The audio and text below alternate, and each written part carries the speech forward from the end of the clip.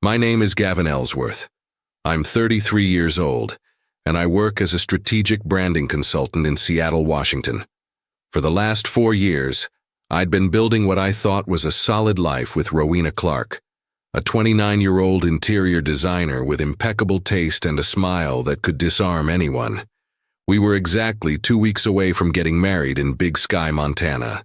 60 guests, intimate ceremony, everything planned down to the smallest detail.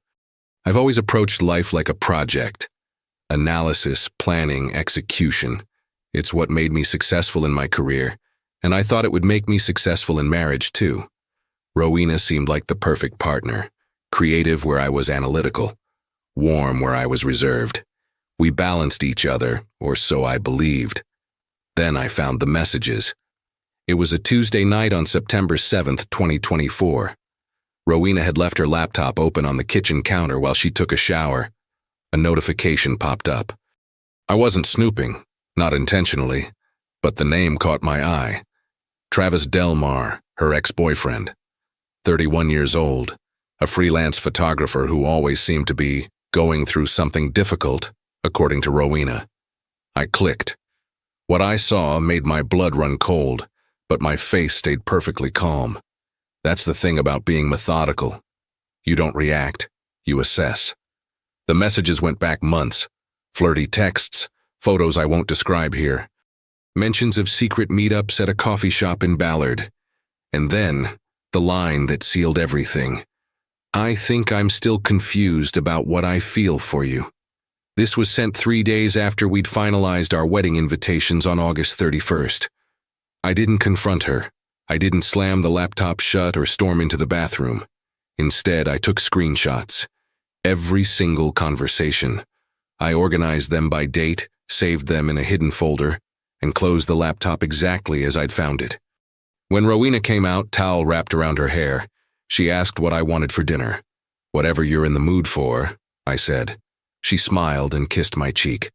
If you enjoy stories of cold-blooded revenge and gripping plot twists, like this video and subscribe to the channel now. There are brand new, unreleased stories here every day, each one more intense than the last. Over the next 2 weeks, I watched her closely. The signs had always been there. I just hadn't been paying attention. The way she'd angle her phone away when texting. How she'd suddenly become vague about her schedule. The coldness in bed that I'd chalked up to wedding stress. She insisted Travis be invited to the ceremony. "He's an old friend," she said. It would mean a lot to me. I agreed without hesitation. Meanwhile, I was making moves she couldn't see. I reviewed our prenuptial agreement with my attorney, making sure every clause was ironclad. I contacted the venue in Big Sky and made some very specific arrangements regarding the AV system in the reception hall, and I redirected the $18,000 we'd set aside for our honeymoon in Bali toward something else entirely. I reached out to a non-profit that supported young local artists in Montana. I commissioned several pieces to be displayed at our reception venue, discreetly placed around the hall. The artists thought they were getting exposure at a wedding. I knew they were getting something far more valuable, funding for their futures, paid for by what should have been my honeymoon. Rowena noticed nothing. She was too busy planning her perfect day while texting her ex-boyfriend behind my back. The morning of the wedding arrived on September 21st, 2024. Big Sky, Montana, in late September is breathtaking. Mountains, clear skies, golden light cutting through the pine trees. Our venue was a restored barn with rustic charm and modern amenities. Everything looked exactly as Rowena had envisioned. I got dressed slowly, deliberately. Navy suit, crisp white shirt, cufflinks my father had given me. In the mirror, I looked like a man about to get married. Inside, I was someone else entirely. Then came the knock on my door. Rowena stepped in, still in her robe, her hair partially styled. Her eyes were red, makeup not yet applied. She looked nervous, fragile even. "Gavin," she said, her voice shaking. "I think I need some time. I don't know if I'm ready for this." For a moment, the room was silent. She was trying to call it off. Right there, minutes before the ceremony, she probably thought she was in control of the narrative, that she'd be the one to end things on her terms, Maybe run back to Travis, keep me as a backup plan. I looked at her calmly and said just 2 words. Time granted. Then I walked past her, adjusted my tie, and headed toward the altar. The barn was filled with our 60 guests. Family members I'd known my whole life. Friends from college, colleagues from Seattle. Rowena's parents sat in the front row, beaming with pride. Her mother had been crying happy tears since the night before. Travis Delmar sat 3 rows back, wearing a dark gray suit that probably cost him a month's rent. He looked uncomfortable, which made sense. The other man always does. I walked to the front of the ceremony space and stood where the officiant would normally be. Our wedding coordinator, a woman named Patricia who'd been managing events in Montana for 20 years, gave me a confused look. I nodded at her. She stepped aside. The music that was supposed to cue Rowena's entrance kept playing softly in the background. Guests started murmuring, checking their watches, craning their necks toward the entrance. But Rowena didn't appear. She was probably still in that room, trying to process what I'd said, trying to figure out her next move. I raised my hand and the music stopped. "Thank you all for being here," I said. My voice was steady, clear.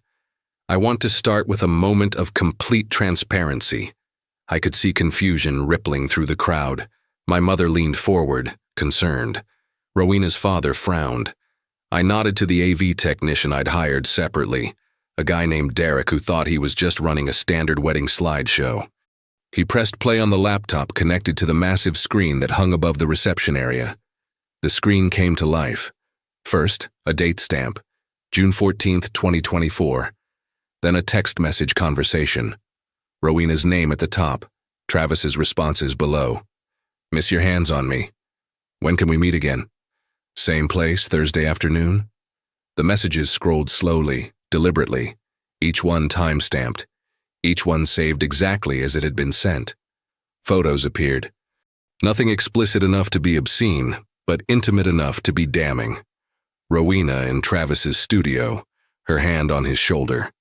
Travis's car parked outside her office at 11 p.m. on a Wednesday. And then, the line I'd circled in red. "I think I'm still confused about what I feel for you, but I can't stop thinking about you." The date on that message was September 3rd, 2024. 10 days after we'd sent out our wedding invitations. The barn went completely silent. Not a cough, not a whisper. Just the soft hum of the projector and the sound of 60 people realizing they were witnessing something they'd never forget. The slideshow continued. More messages, more photos. A video Travis had sent her. Just him talking into his camera, saying he missed her. All of it set to the music Rowena had chosen for her bridal entrance. A slow, romantic piano piece that now sounded like a funeral march. I didn't look at the screen. I'd seen it all before. Instead, I watched the faces in the crowd. Rowena's mother covered her mouth with both hands. Her father's jaw tightened, his face turning red. My own parents sat frozen, my mother gripping my father's arm. Friends looked at each other, unsure whether to stand, to leave, to say something. Travis tried to sink into his chair. Then when he realized people were starting to notice him, he stood and slipped toward the side exit. Nobody stopped him. Nobody said a word. The slideshow ended with one final message sent on September 19th. "See you at the wedding. Can't wait to see you in that dress." The screen went black. I let the silence sit for a moment. Then I spoke again. "I discovered these messages 2 weeks ago," I said. "I didn't cancel the wedding because I wanted everyone here to understand something important. Transparency matters. Trust matters. And when someone violates that trust while planning the most significant commitment of their life, they don't deserve to control the narrative." Rowena appeared at the entrance to the barn. She'd heard everything, seen everything. Her face was pale, her eyes wide with shock and horror. She looked like she wanted to run, but her legs wouldn't move. I walked toward her, my footsteps echoing in the silent barn. When I reached her, I pulled an envelope from my inside jacket pocket. The prenuptial agreement we'd both signed, now torn into neat, precise pieces. "You wanted time," I said quietly, so only she could hear. "You've got all the time in the world now." I handed her the envelope. She took it with shaking hands. Then I turned back to the guests. "The ceremony is cancelled," I announced, "but the reception will go on. This venue, this food, this evening, it's all been paid for, and I'm not going to let it go to waste." I gestured to the artwork that had been placed throughout the barn. Paintings, sculptures, photographs created by young Montana artists, pieces that had been there all along, but that nobody had really noticed until now. "This event is now a fundraiser for local emerging artists," I continued. "Every piece you see here tonight is for sale, with 100% of proceeds going directly to the creators. These young people are talented, hardworking, and deserve support. The dinner will be served as planned. The bar is open. Please stay, enjoy yourselves, and if you're moved to do so, support these artists." I paused, scanning the faces in front of me. "Art has a way of revealing truth," I said, "and truth has a way of setting people free." With that, I walked past Rowena, who still stood frozen at the entrance, and headed toward the bar. I needed a drink, a real one. Behind me, I heard the first whispers start, then voices. Then the sound of chairs scraping as people stood, unsure what to do next. Some left immediately, shaking their heads. Others approached the artwork, curious despite everything. A few came up to me, awkwardly offering condolences or support. My father clasped my shoulder. "Son," he said, "that was all, just that one word." But I understood. Rowena disappeared. I learned later that she'd locked herself in the bridal suite for an hour before her mother coaxed her out and drove her back to their hotel. She didn't speak to anyone, didn't offer explanations or apologies, just left. The reception transformed into something strange and unexpected. What should have been a celebration of a marriage became a celebration of something else entirely. Independence. Truth. The courage to walk away from something that was already broken.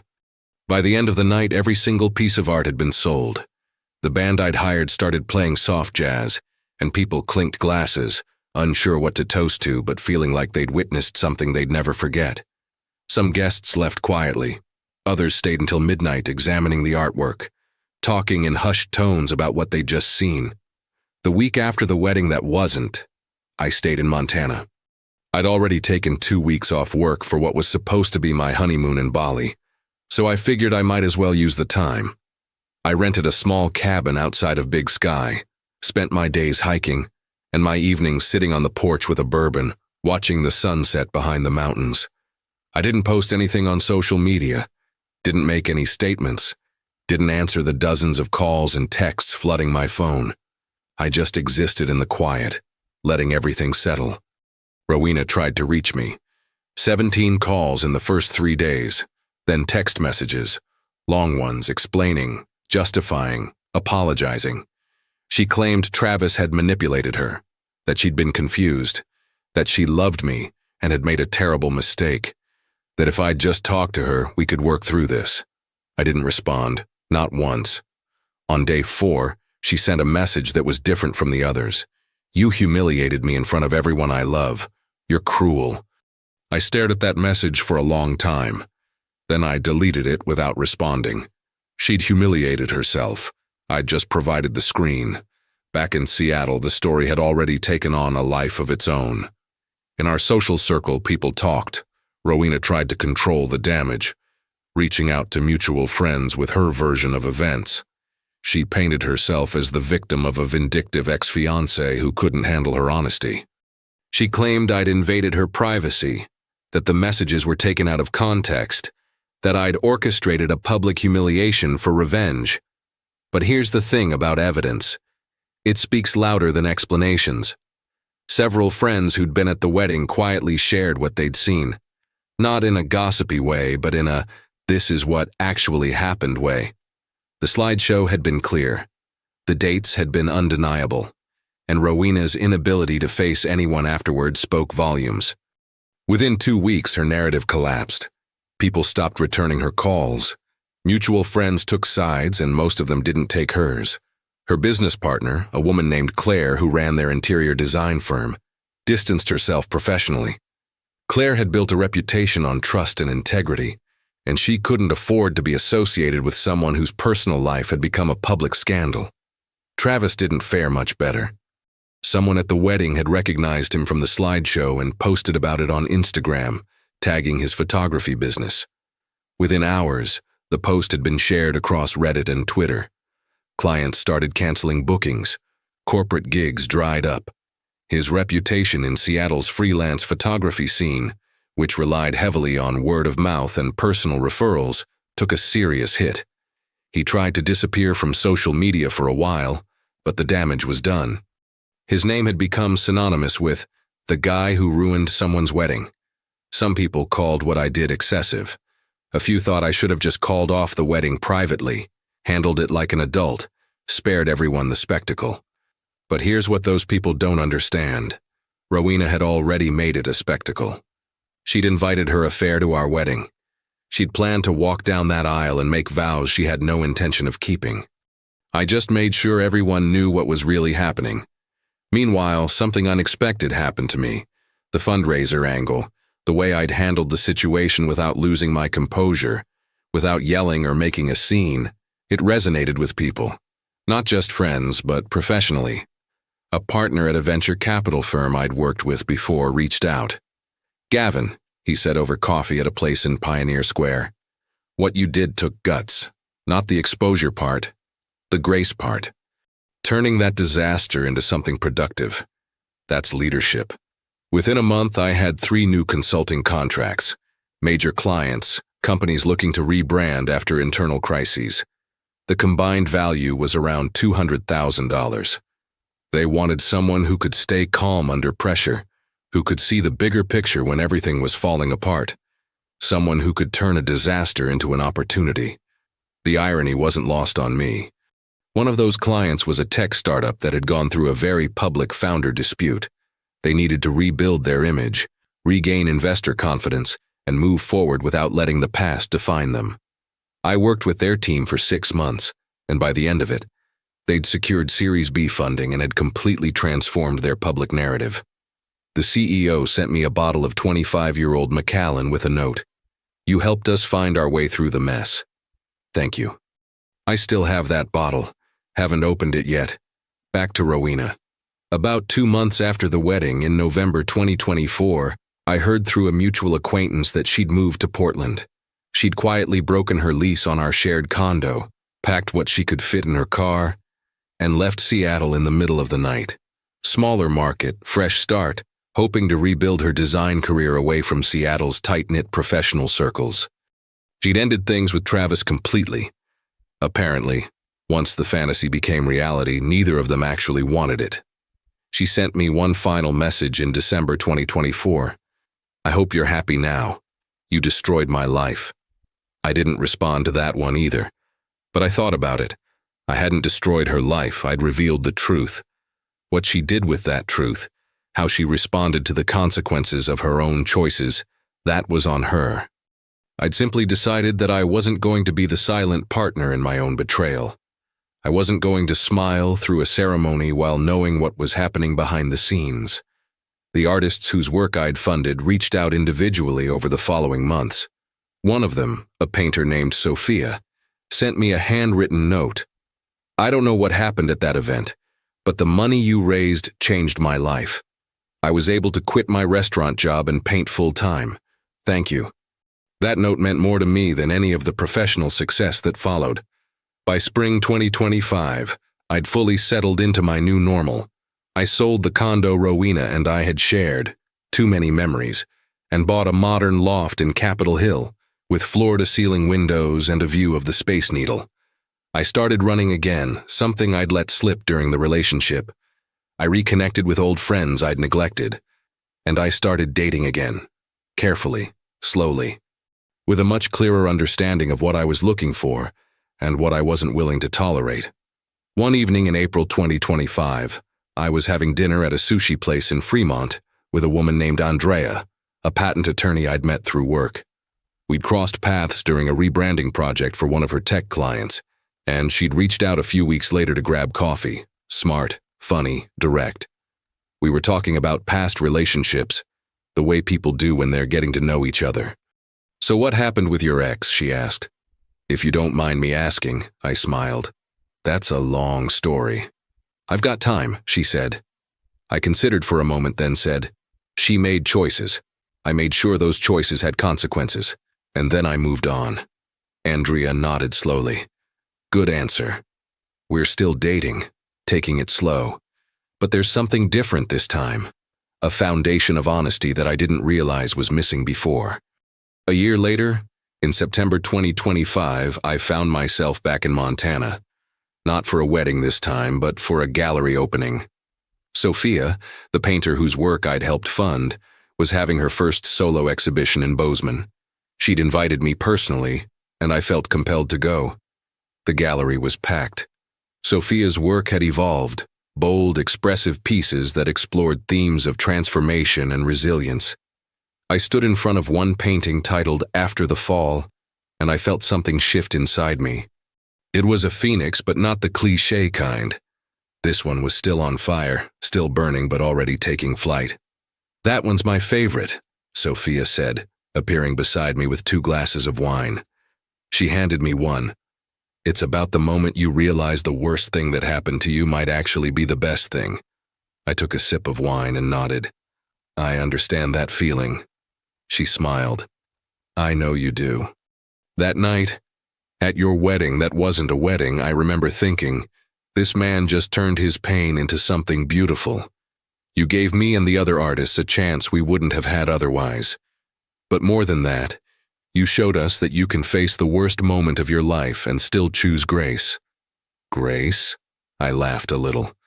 Some people would call it revenge. Maybe, she said. But revenge would have been screaming, breaking things, making it ugly. What you did was different. You told the truth and created something good from something terrible. That's not revenge.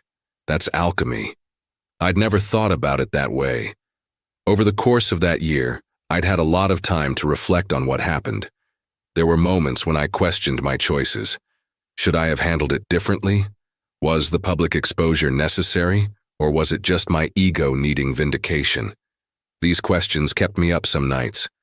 But every time I circled back to those doubts, I'd remember how Rowena had looked me in the eye for months while planning our wedding, all while maintaining an emotional affair.